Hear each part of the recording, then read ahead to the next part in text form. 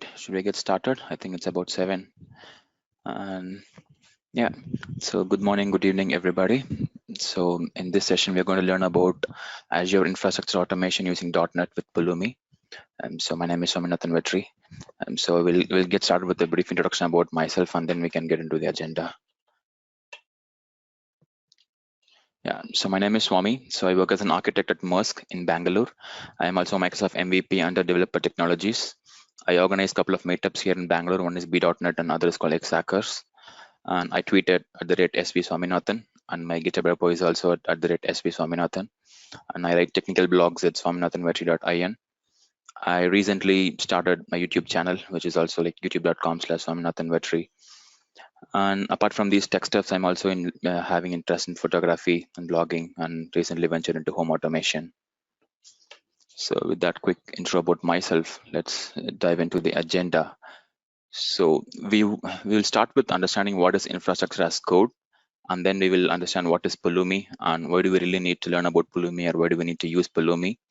And we'll also understand some of the core concepts and how Pulumi works. And we also do a bit of comparison about Pulumi versus all other existing infrastructure as code tools, right? And then we would have a demo. Yeah. So first thing first, right? What is infrastructure as code? So with infrastructure as code, we would attempt to bring the software best practice into infrastructure management, right? So typically before the advent of the cloud and everything, right? So the developers are completely abstracted from how the infrastructure is built also, right? We place a request for a server or a whatever be this, or Linux or Windows or any kind of server or SQL server, and then it takes a lot of time for you to provision and then get back. Typically, even in organizations where cloud adoption is not there, it takes easily about 5 to 6 weeks or even more than that. Right, so that's how we were earlier, but now with the advent of cloud, getting the infrastructure, provisioning infrastructure is much faster. But how do we bring the best practices in managing those infrastructure, right? That's where we are going with concepts like infrastructure as code, right? First thing is, yes, it brings a good best practice for the infrastructure management, and then we can also do good collaboration with the developers to see how the infrastructure is changing, right? And also we'll also get end-to-end traceability. Like typically with the code, what or a functionality, what happens is what is the requirement of a particular functionality, and then you will have your, when the code commits on your any kind of version system, control system you use, Git or Azure DevOps, anywhere, you'll have an end-to-end traceability, right? So which release is having what kind of features and what are the corresponding code commits for that. But with what can we do the same thing with infrastructure? Yes, the answer is yes with infrastructure as code. So those are some of the benefits what we get out of this, right? And why do we even need to do that?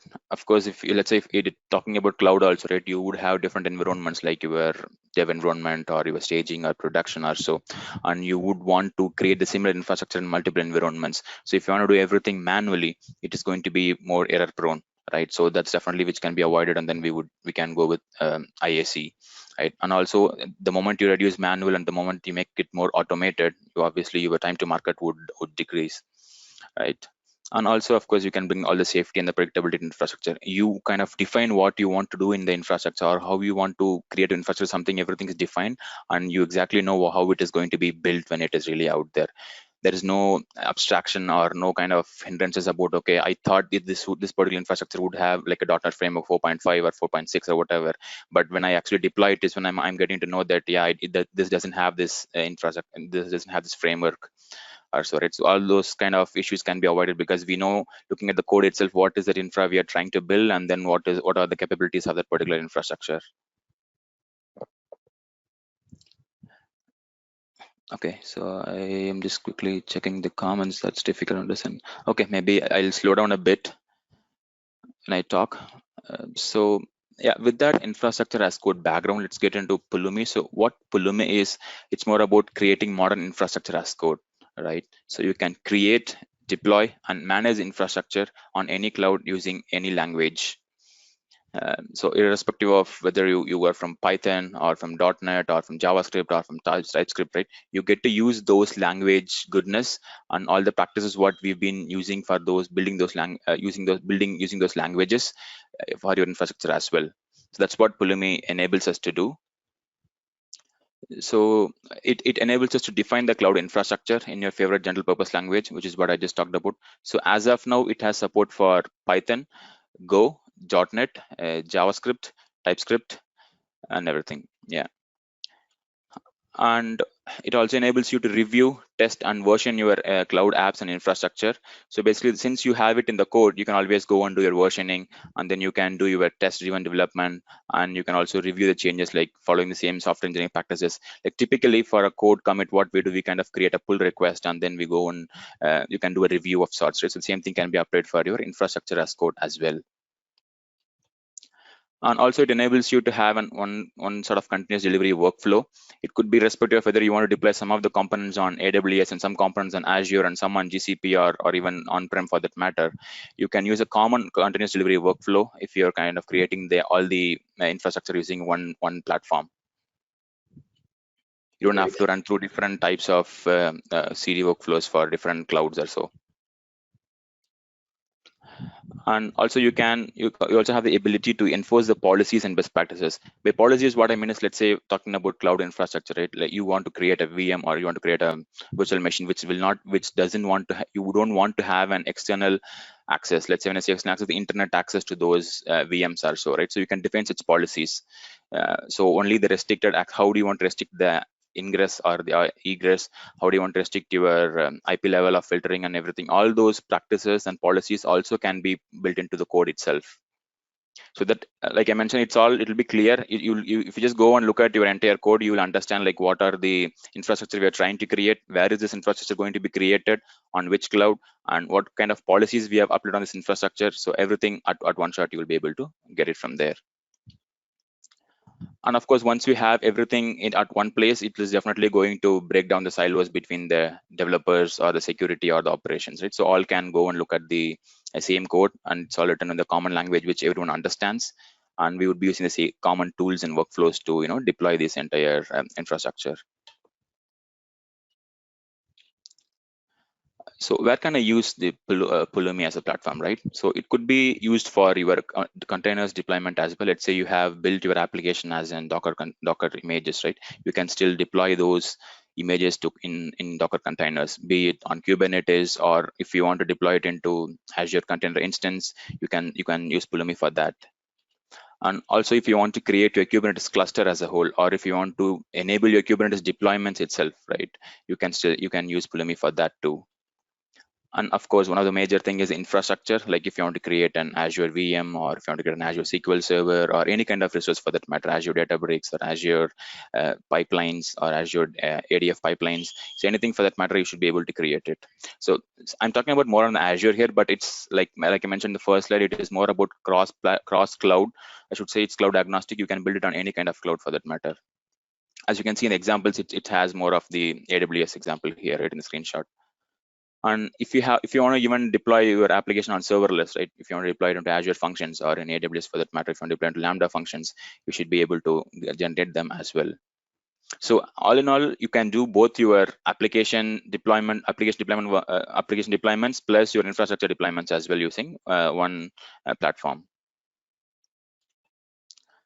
So some of the core concepts what we need to understand before we get started with Pulumi is what is the programming model it offers, and also the projects and stacks and configurations and secrets and states and backends. So we'll go deep into one by one in the subsequent slides.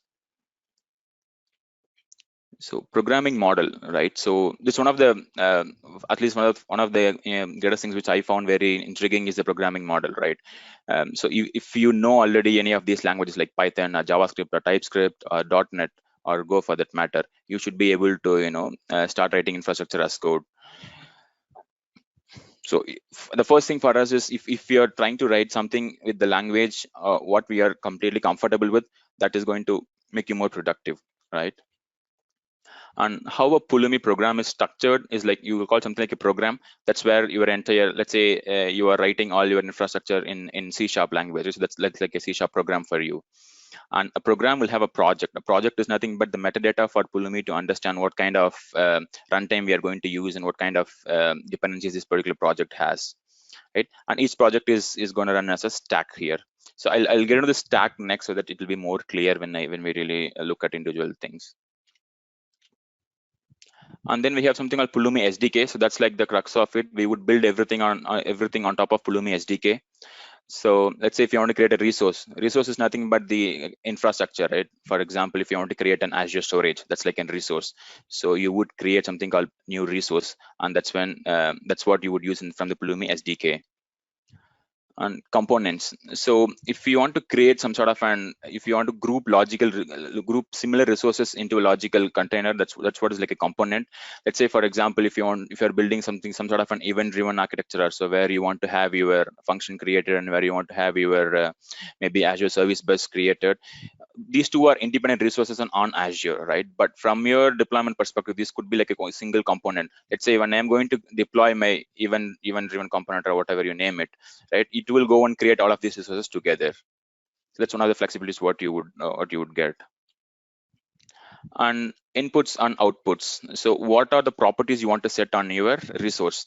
Let's say for your a basic example could be any resource what you would create under Azure would be part of some resource group, correct? Let's say you are creating an Azure storage, that has to be part of some resource group, and then that storage should have a name and it should have some tier on which tier we are going to create it, right? Those are like the inputs for it.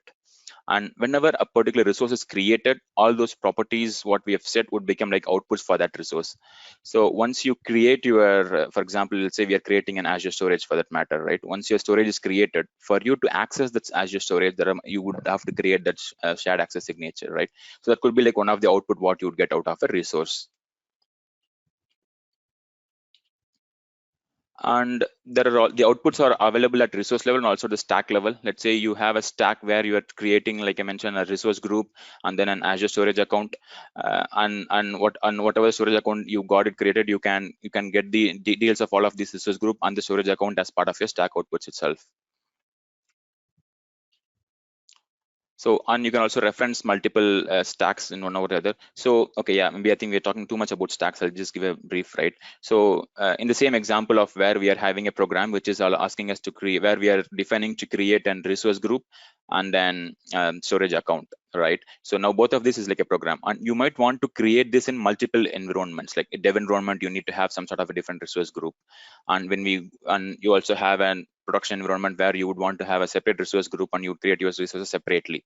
So in Pulumi, you define all of them as individual stacks. So you would have one stack. Stack is more like a running instance of a program you can think of. So this particular program, what I define like the resource group and storage, that gets created into a dev stack, and it also gets created into another stack called production stack or so. And if there is a need for referencing things from multiple stacks, you can very well do that too. That's what the stack references are about. And of course configuration, so you can you have the flexibility to add any kind of configuration what you want to specify. And for managing all the sensitive information, like let's say you want to give your service principal credentials to create certain resource, right? Or you want to configure an user with the RBAC or so you need to maintain some sort of secrets, right? So Pulumi has a built-in secret store which we can leverage. And during the runtime, if at all we want to use some of the features from the Pulumi, like let's say you want to log certain your execution of your program, how do you want to do it? Or if you want to understand in which stack you are trying to deploy it, those kind of operations are also possible with the runtime function, which is available in the Pulumi SDK. I know it's all super a little weird now. So when I get into the code level and I explain it, it would make much easier. So just hang on for a while. Yeah, this is pretty much what I covered. So you would define your project metadata in the form of YAML. So we'll get something called Pulumi.yaml, which will contain all of these information, basically like the name of the project and the runtime, and what is the description of this project, and what kind of configuration we are using, and what kind of backend we are using. And stack, I just mentioned about that. So every program gets deployed into a stack, and it's more like an independently configurable instance of a program. Right, and like I mentioned, you can think of stacks are related to different environments what you have in your application or in your project, like dev environment, staging environment, and production environment. So you will write one set of code like in the program, and that same code gets deployed into different stacks. Yeah. And yeah, configurations are more like key value pairs, and you can manage configurations either via CLI or via the programming model. So you get an option to choose the configuration. The moment you set a configuration via CLI, that gets saved into the YAML file, and then you can read that from your programming model, from your C# or your Python program, whichever you are using. And yeah, secrets also we just covered. So it's more of they have a built-in secret store, and if in case we want to use custom secret encryption providers, that's also possible. You can either use AWS or Azure or GCP or whichever provider you want to use. Yeah, so with all this infrastructure as code, there's something called state. That's what is more important, right? Let's say first time when I'm going to create a new resource, the state is going to be new. That means there is nothing else which we have already created all for that resource, right? Now I have created my storage account. Now I want to add a container into it. For example, let's say you are running this program again. What it would do is it will go and check the existing state, and then it will compare if there is a difference between the current one and the existing one, and whatever the difference is there, that's what would get applied. So though your program says all the different resources, every time it is not going to create or delete all the resources, right? It would go and diff the existing current state versus what is the desired state, what you mentioned in the program, and it will go and create those states. And how does the state work? So we need some backend to maintain the state. So that's exactly what backends are for. So by default, if you're like using the open source one, you get a Pulumi service backend. But if you also have the option to select your own cloud storage or your local Azure backend. So basically what would happen is the backends is where all the states are maintained, and you should be able to go and query against the backend about, okay, what is my current state, which is available now, and what is my desired state, what this new program is wanting me to do. And then it computes the differences, and then it will go and apply the changes there. Yeah, so this is a quick diagram about how everything works. So in the bottom of it, what you see is the language host. That's what is enabling us to write the programs in the language of our choice. So in this example, it's called index.js. That's where you'll define all your resources and everything. So what happens is the language host, when the CLI works in tandem with the language host, right? So when you say Pulumi up is the command you would use to create your infrastructure. At that point of time, we'll go and understand, yes, this what is the language in this program is written. So if it finds that it is going to be C#, then it will pull down the C# language runtime, and then it runs the code, whatever we have written in there, right? And once the code is understood by the engine, it will go and check with the backend what is the current state versus what is the desired state where we want to get in. So that's where it says write new state here, right? And once the state computation has happened and it finds out that, yes, I need to maybe create a new resource, it uses something called the resource providers. The providers could be anything. It could be an AWS provider, or it could be an Azure provider, or it could be Kubernetes, or it could be anything else what we have, right? So it goes and invokes that corresponding provider to create the appropriate resources. For example, I want to create a storage account in Azure, then it will use an Azure storage provider. In the same program, I have defined that I need to also create an S3 AWS S3 bucket, right? That's like a equivalent of storage there, right? So you can also do the same, do that using your AWS provider in the same program. So for us to understand, it's not really the language or the language in which we wrote it directly goes to the cloud provider. That's not the case. The language is only for us to be more productive, I should say. And under the hood, everything is taken care by the engine. So the CLI will take the request, it will pass on to the engine. The engine would use the providers, and then it will create the resources. Yeah. And some of the other features what we have are like, it also has a console web application where we can go and look at all the state changes and everything. And you can also do unit testing and integration testing. So typically for any of the .NET applications or Python applications, we come up with unit testing, right? That's one of the standard practices what we follow. But with infrastructure as code, doing a unit testing is a little difficult until now. So but with this one, you have an option to mock your dependencies or the resources, and then you should be able to do an unit testing. Integration testing is nothing but during your pipeline itself, you can just simply run your entire program and see if it's able to create the resource, and you can also tear down the resource completely during your cycle. So that way, yes, all the parameters what you have given, and then all on your entire program is executing properly. So unit testing, both of the things we can run as part of your CI/CD pipeline for your infrastructure as code. And you can also enforce policy as code. So policies, like I mentioned, if you want to restrict some of the IPs, or if you want to restrict the public internet access and things like that, you can define them as well in code itself. So there's something called policy pack, which you would create within Pulumi, and then you would apply that in your resource creation. These are some of little bit of, I would say like intermediate type of concepts. So I'm not going too deep into that. And demo also will not see on those lines. Okay. And continuous delivery workflow. So you can use any of the existing continuous delivery provider. Let's say you are using Azure DevOps, for example, for your continuous delivery of applications. You can still run your IAC as also in the Azure DevOps itself. And it also supports a variety of providers like cloud. Cloud is where we kind of talk about AWS, Azure, or GCP for that matter, right? And then if you want to create some of the databases resources in Postgres or MySQL, that's also possible with Pulumi. And let's say you're using monitoring tools like Datadog, where you want to provision new things like adding a new user or creating a new alerts or monitors or anything for that matter, right? So you can also do those as well with Pulumi.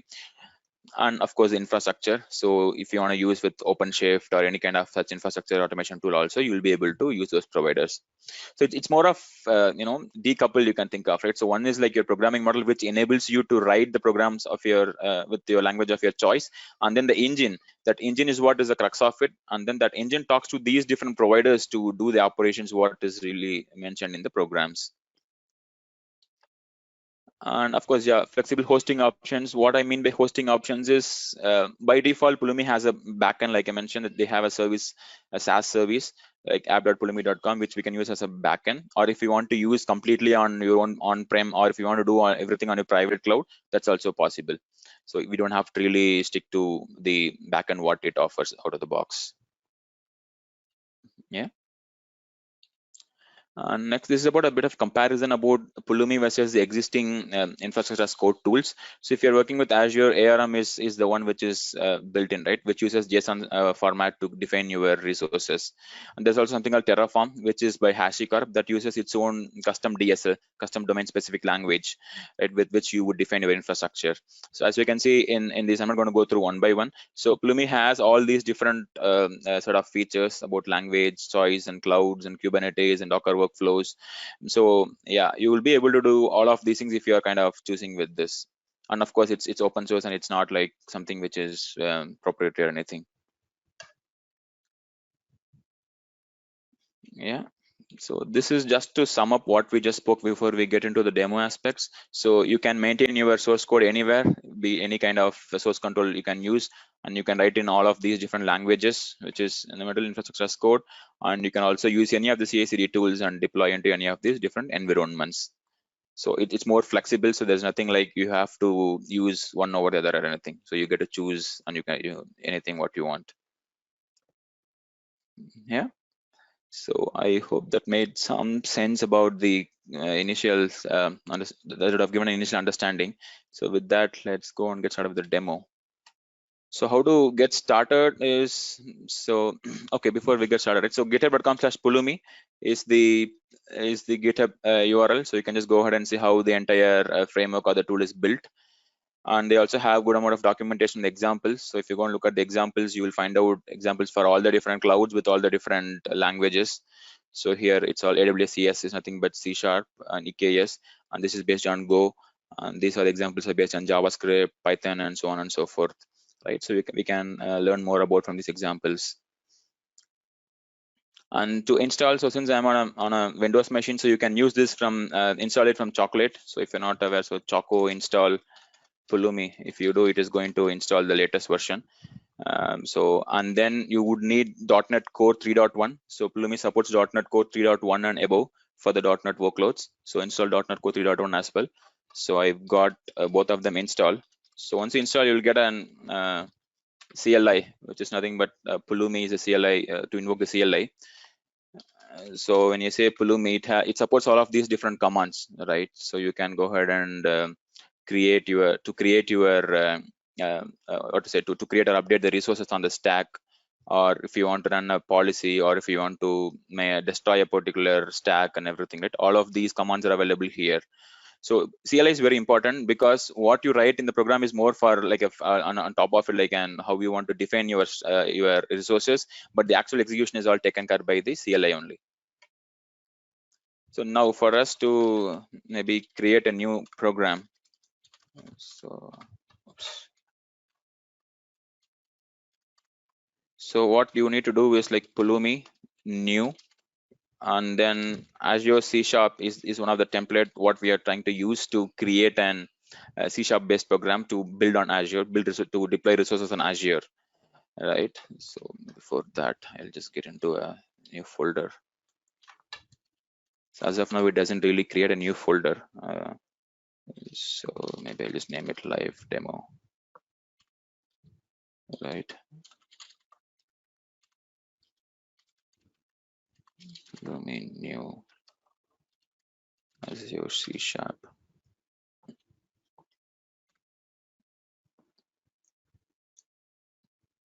So yeah, so it triggers some of the questions. So what kind of project name we want to keep it. So I'll maybe remove the hyphen from there. I'll just name it as live demo. I will leave the description by default as is. And it also asks for stack, in which stack we want to really create this particular application, right? So stack name, I'm going to leave it as dev for now. And here the location where we want to deploy these resources. So there are multiple ways you can configure the things. So for now, we'll use with the default configuration, where if I say South India, all my program would start considering South India as a default region. But of course, you can change it later if you want to. Yeah, so that kind of created our basic application. So I'm going to open that in code. Yeah. So as you can see, I hope it's visible. Yeah, so on the left hand side, what you see is a pulumi.yaml file. So that's what, like I mentioned, this is what will define a project here. So this entire folder live demo is like a project for Pulumi now, right? And which is the name of the project is live demo. And the runtime, what we are going to use is .NET, and this is the description what we have given there, right? And you also see another YAML file called pulumi.dev.yaml. So this is what the stack specific configuration mean, right? So for this particular dev stack, I'm telling that the configuration, I'm telling the configuration that Azure location is going to be South India. So whenever I deploy my program, which is defined in the mystack.cs file, right, that will get deployed into this particular location. Okay. So my stack, when I go take a look at it, so this is like a much familiar programming for us, right? It's a basic C# application here. So what it is using, it's using the Pulumi SDK, and then to this template creates has a sample code for creating a resource group and a storage account. So which is what is available here. So as you can see, if you're creating a resource group with the name as resource group, and you're trying to create a storage account, this account is what is defined by Pulumi for the storage account in Azure, right? So you're trying to create that account, and these are the properties with which you are trying to create your storage account. And once the storage account is created, you are setting that as an output for this particular, for this variable called connection string. So with output, what would happen is whenever this infrastructure gets created, if you want to see what is the result of that, let's say for example you're creating a VM, right? And once you create a VM, if you want to know what is the IP or how do we access for that VM, right, you need to define them as outputs. So only then those details will be available for us, and then we'll be able to make use of them for any further usages. Yeah. So before I go ahead and execute the CLI commands, I would like to take a pause and see if there are any questions. Otherwise, I have some more things in the demo, so I can continue. So I just want to check if you want to take some questions and then proceed for the demo.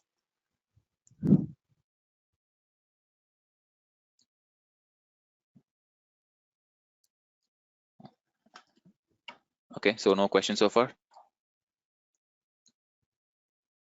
Okay, that's good to know then. Okay, all right. So yeah, so this is what as a stack is. So we just understood how this entire project is structured. And if you go to program.cs, this is where it says that deployment is another, it's a deployment engine what Pulumi has under the hood. We're telling to run this deployment in an async fashion. Obviously it's async because the moment you create a request to the resource provider, let's say for Azure in this case, right, the resource will not be immediately created, correct? So it happens in the background in asynchronous fashion. So yeah, so we are telling Pulumi to run this particular stack now, right? So let's go back to the console and start running this.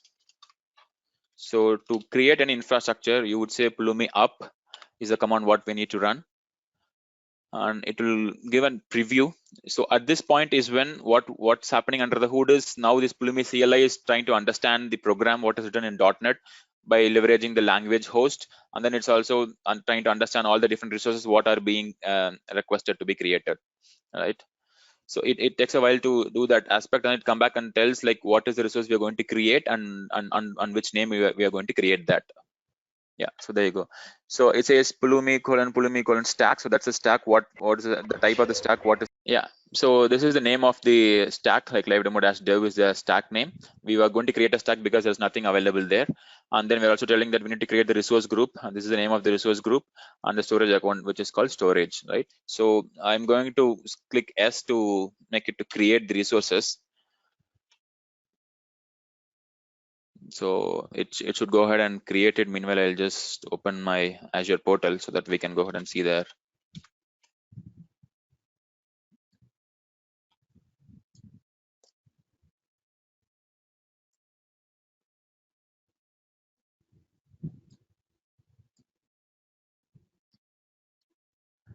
Okay, so I see a question in the chat when does this happen. So Swami, how about creating a VM with VNet in Azure? Yeah, see, what we are looking at now is how we are trying to use this, use Pulumi's way of creating resources, right? So if I go here, we have something called something called this account, right, which is part of your Pulumi Azure.storage. So there is also another SDK, what you'll have like Pulumi.azure.compute, right? So that would give you all the things for creating your compute resources. Let's say, for example, maybe like Windows VM or so, right? Then I can say new Windows virtual machine, right? And then you can go and create a name. So basically, the point is you'll have the SDK which will list out all the different resources what you want to build. You can make use of those and then give the appropriate properties of it, and then you should be able to create any kind of resources. Just for the sake of simplicity in the demo, I'm just using this storage account. So yeah, but that doesn't mean that there are only limited options, right? So if I can open the documentation, so you can go ahead and look at all the different things what you can create out of Pulumi. So if you go with Azure API reference, so in the Azure, you can go ahead and find out all the different modules which are present inside Azure, right? You get to use all of these in the language of your choice, in this case, the .NET, and then you can create any other resources. All right. Yeah, going back here. Okay, yeah, it's created, and as you can see, the outputs connection string it shows here, which is what we mentioned in the program here, right? We said this is the connection string what we want to set it as output. So that's what comes up in the console. You also see a permalink below here, right? app.pulumi.com. So that's the backend what is being used by default, right? So if you open that particular backend, you can go ahead and show that.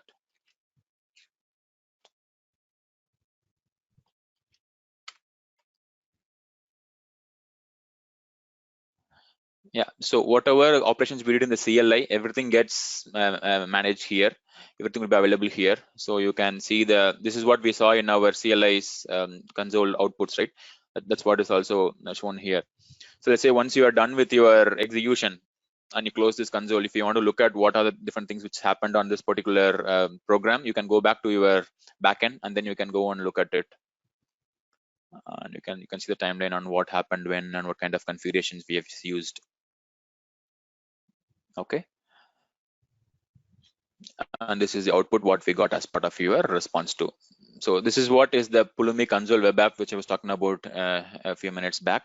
So here you can go and look at all of your activities. So I've been working with multiple other different programs and stacks, so you can see all of them available here, right? For Kubernetes, for .NET, and different other things. And if you have multiple stacks, you will also see them. So we'll go ahead and create a different stack for our this demo as well. Okay, so that's the very basic part of how you can create an infrastructure using Pulumi. So now what we can do is we'll go ahead and add some more resources, right? So let's say, for example, I'm going to let me check. Okay, so let's say, okay, before that, let's go ahead and check once here as well, just to ensure we have everything.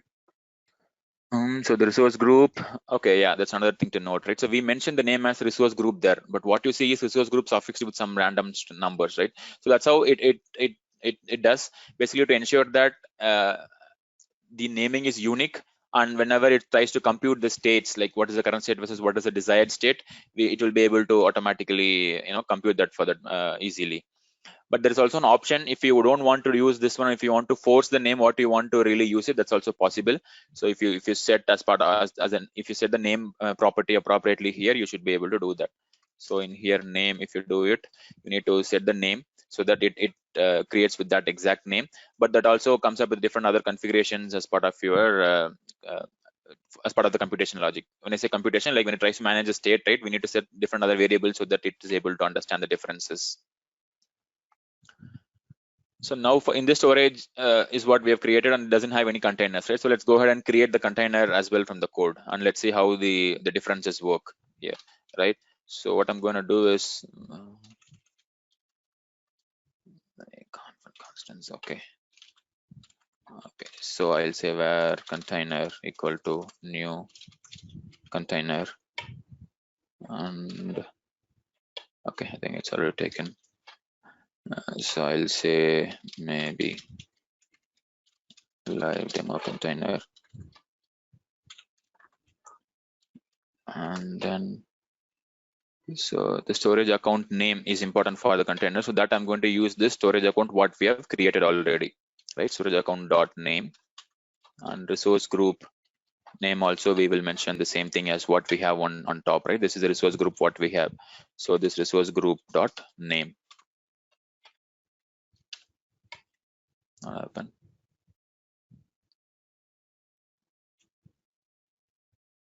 Okay, container house doesn't contain that. Okay, that's fine. Then I think it's okay because we have a storage account already in place. It should ideally pick up from there itself.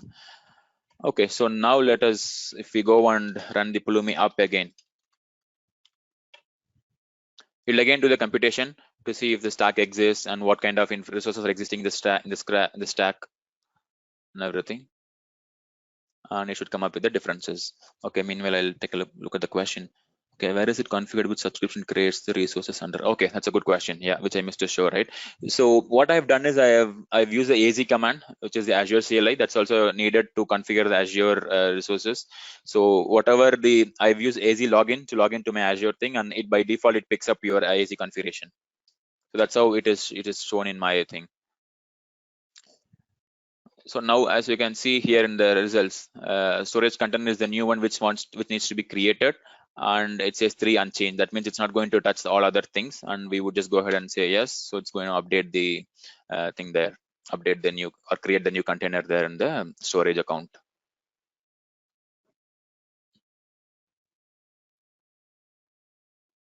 Let's give it a minute for that. I guess with me so far so good. Can anyone just unmute and talk? I'm not sure how the pace and things are.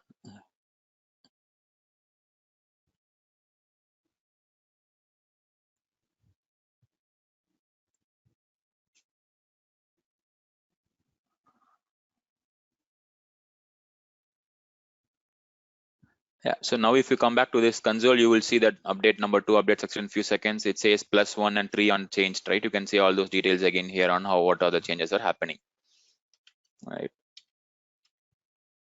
Okay, so next is something I wanted to see, like what kind of things we can do in the demo. Yeah, okay, so now let's learn how to set the configurations, right? So we just had mentioned this way. So for that, what I'm going to do is I am going to create an configuration constants file.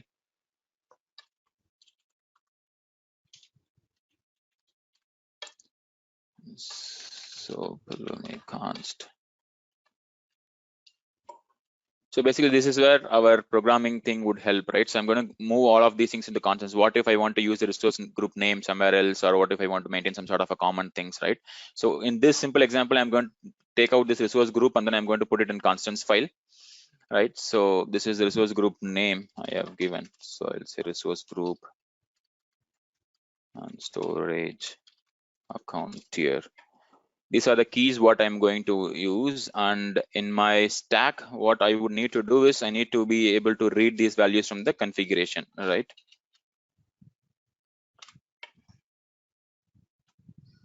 Yeah, so now this constant is coming from Pulumi demo.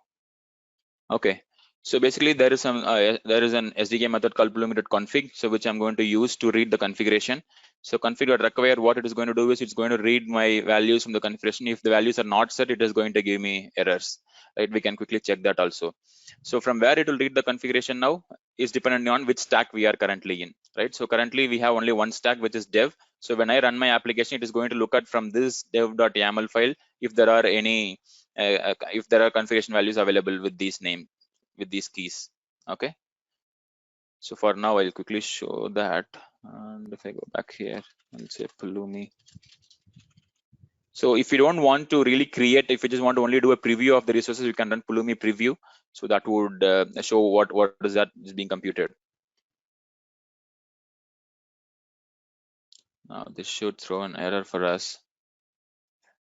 Yeah, so because I've said missing a required configuration variable available, right? So you can catch these kind of things during a preview phase itself instead of going and running or anything.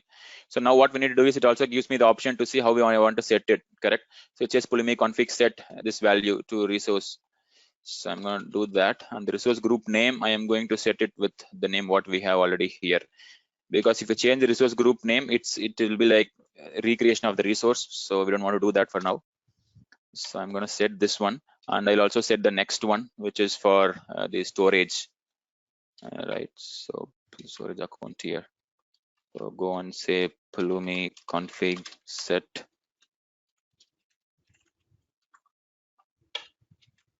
the key storage account here, and the value is storage. So that's how basically you would set the configurations. And if you go and look at your YAML file, you will see that already here. These are two ways. If you want, you can edit the YAML directly here, and then you can read from your using the Pulumi config SDK. It's up to us, or you can also use from your CLI. The benefit of CLI is that if you want to dynamically inject during your CI pipelines or so, that would be really helpful there. So now I have these, but I need to use these names in my parameters here, right? And I see a storage account here. I'm sorry, I think I made for the storage account tier. So this account tier, instead of standard, I am going to make that change now to storage account tier, right? So this shouldn't really be, creating any other changes. We'll just go ahead and see how it is.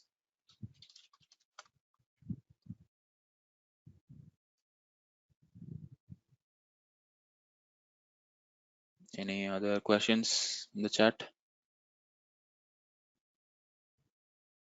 Okay.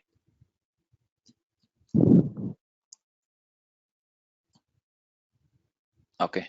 I think there is a, I think I set a wrong value here. Okay, no problem. I set it as storage. I need to make it a standard here. Okay, so now that should solve the issue.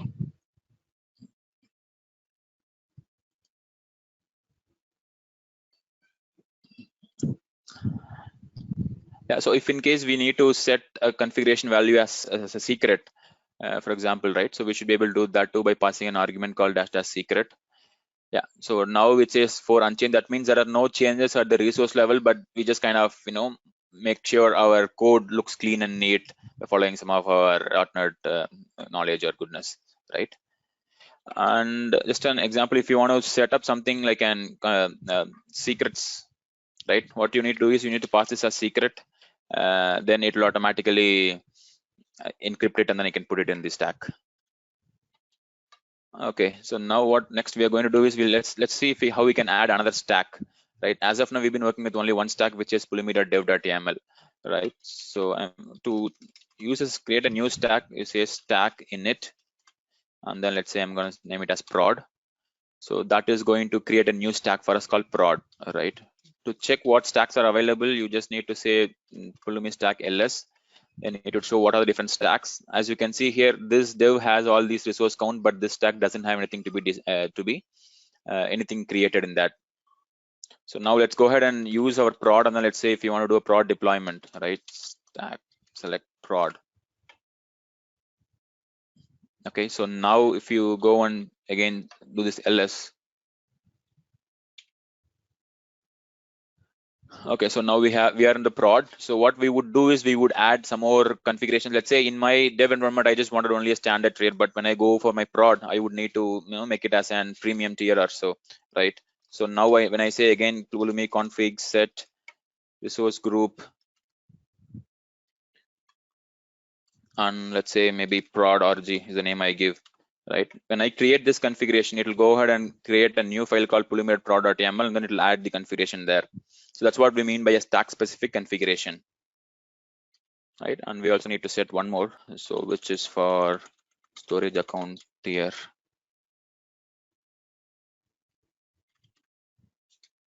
And this time I would say this as premium, right? So with that, now if I do one Pulumi up, it would go ahead and create this into a new stack. Now we should be seeing that three resources need to be created, or four, maybe the resource group, the storage account, and the container. All three needs to be created, and then it would go ahead and run the deployment there. Okay, I'm looking at the chat now. Okay, the location is something which we have missed. Yeah, so that's available only in my other one. So I'll just go and say South India.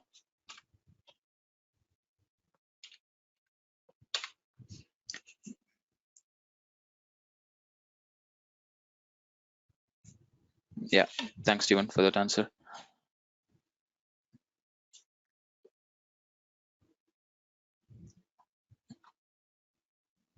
Yeah, so now this will go ahead and create the stack. Yeah, I'll just say yes. And we should see that new prod RG being created, and all these different resources also created under that particular RG. Any questions so far? Okay, I see a question. Does Pulumi has GUI based interface, or everything needs to be handled through CLI? So for there is a console app which I just showed, which handles all where you can go and see all of these things. You also have the option to create new project, and then you can pull down this entire project into your using the CLI, and then you can run through it. But pretty much for all these resource up and all of these operations, I believe it's only via CLI is what we need to run.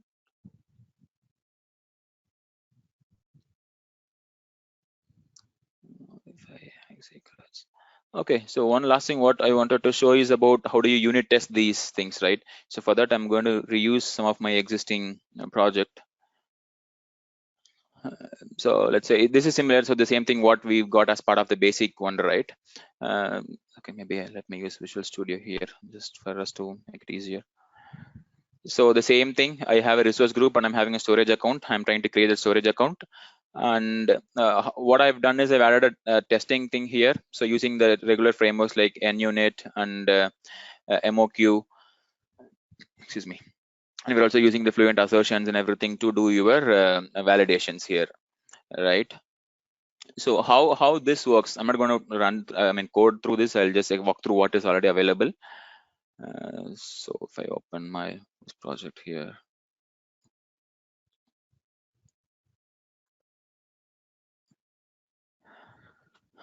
all right, so is this visible? Okay, yeah, so this is one of a common class which has created like unit testing to provide common functionalities and mocking and other things, right? So we are using MOQ to mock the resources or the whatever the engine does under the hood, right? That's all mocked with this.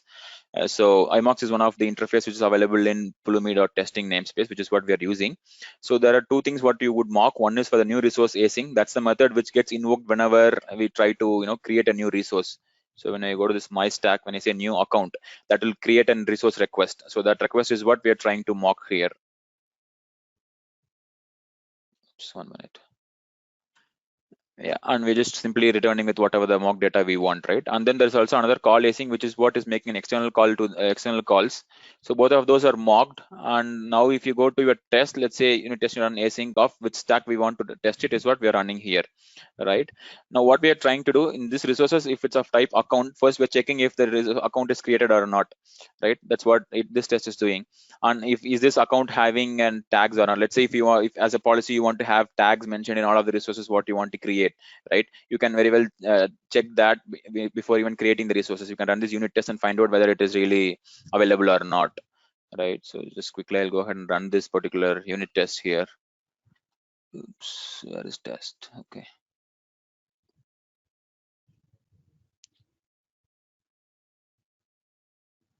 So yeah, so you can just go ahead and run this. And for now, this should ideally fail because we kind of commented this entire stuff, and then you would see that it passes obviously when you uncomment it. So this is one of the basic example of a simple test what I have created here. So yeah, it fails and it says expected tags not to be null. I'm not sure if it's visible. So expected tags not to be null because tags are not defined, right? That's what we have mentioned in the unit tests here. So if I go ahead and uncomment this and then run my unit test again, that should ideally pass. So the idea is you have the option to run and catch all these kind of issues in the unit test itself instead of either running Pulumi preview or up and then going and looking at the infrastructure also, right? So that's what I wanted to convey here.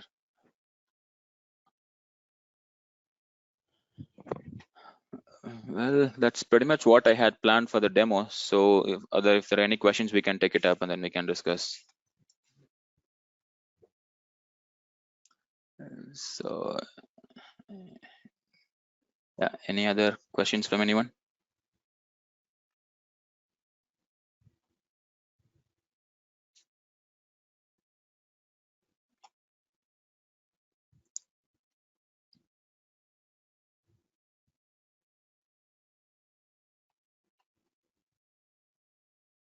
Swami, there are few questions in the chat window.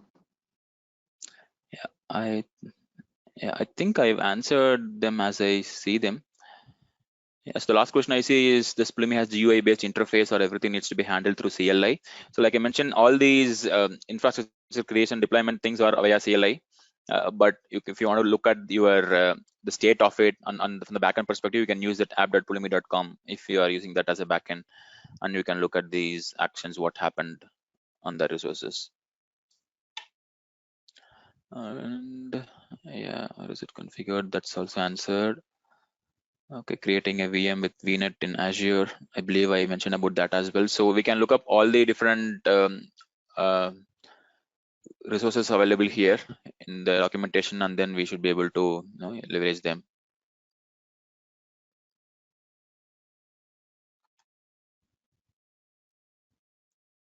Okay, so I have got one question. What is the advantage over YAML? Right, that's a very good question. So how many of you are very comfortable with YAML? So one is about how comfortable we are in writing the things, right? It's more of declarative there, correct? You'll go and define what is that you want to do it in the YAML file. But here, I mean, it also comes up with its own formatting and different other issues, which is more like very basic ones when you get started. But other than that, for let's say like this kind of unit testing and making you leveraging your existing skills, you don't have to go and learn new things again, right?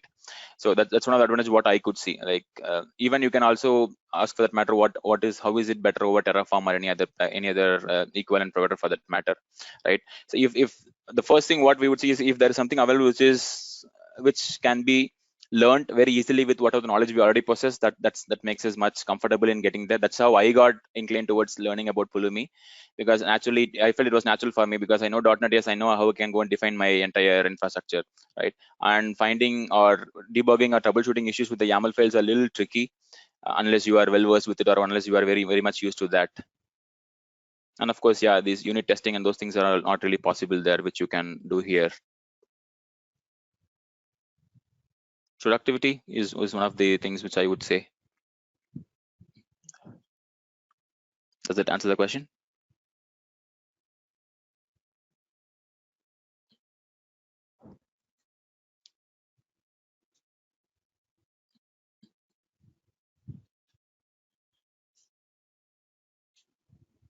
Since it's open source, it's not risk.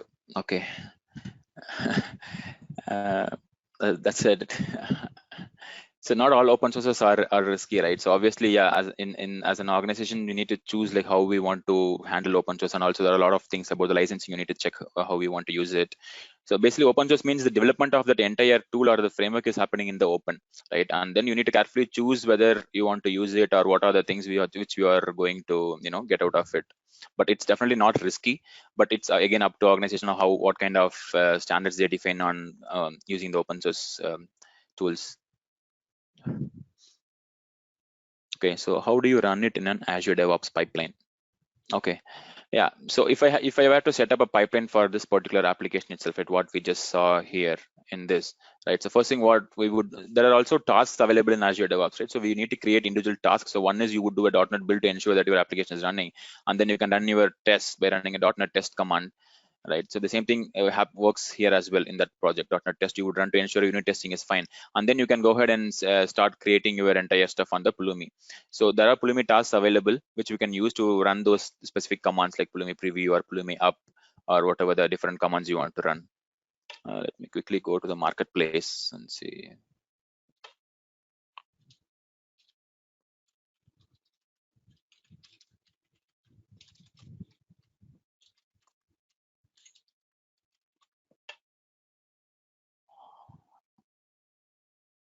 I believe there is one. I haven't checked that yet. Yeah, so there is this task which we can, add it into our pipeline, and then we should be able to proceed further.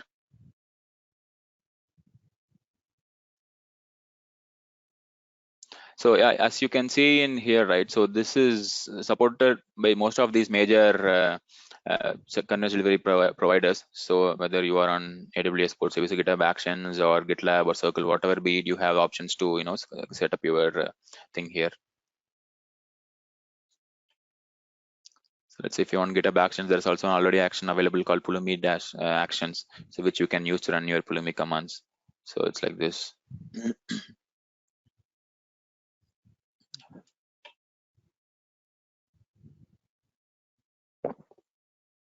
And of course, since it's my local, I use the AZ login. But otherwise, you also have the option to set your set the service principals and credentials, right? Like how typically you do with like ARM client ID, secret ID, tenant ID, and all of those variables. If you set it up like a configuration variable, if you set it up, you should be able to use that in your pipeline. You wouldn't really use your AZ login or anything in the pipeline, obviously.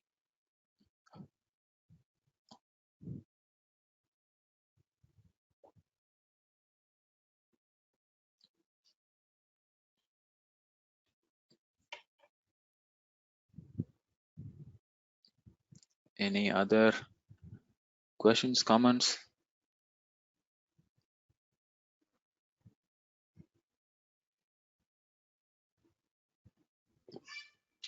Yeah, so if there are not much of questions, and I have my handle mentioned here at the test with Swaminathan, that's my Twitter handle. If you want to shoot any questions, we can definitely do it there. Okay, I see a question. Do we have API for it? Can you explain that it is what do you mean, for which thing we are looking for an API?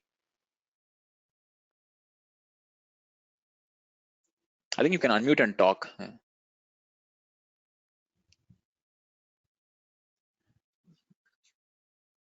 Yeah, so basically, since it's open source, right? If we have any APIs available, so that we can leverage it in our code base and directly consumes, like let's suppose NuGet or any open source like which we can use in our .NET framework, right? .NET course and all. So if any kind of APIs or any kind of framework is available, which we can directly club it in our existing code base and we can run it. So I believe these are also available in NuGet package. These are available as NuGet packages itself. Whatever we just saw, these Pulumi SDKs, right? They are available in NuGet package. See, what I did is I used the CLI and I used the template, the Azure C# template, which gave me this. Otherwise, you can start a blank new application or solution you can create in Visual Studio, and then you add these NuGet packages. Right? For example, if I go back to this particular project, let's say to quickly show that, right? I'll add a console project or something here.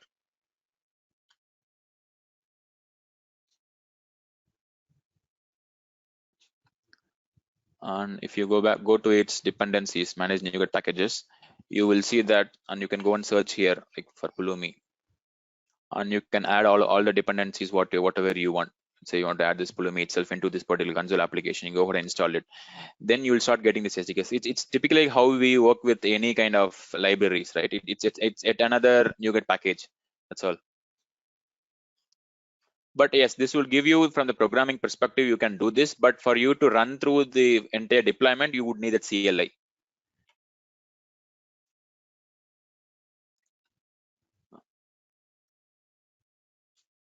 Yeah.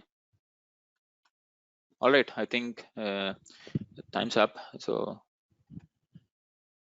yeah, thank you so much, everybody. So if there are any further questions, like I mentioned, please tweet it to me. I'll be happy to answer. Yeah. Thank you, Swami. Thank you, everyone who has joined. We have a next session at 8:30. So let's connect for that session. It's about securing hybrid cloud with Azure.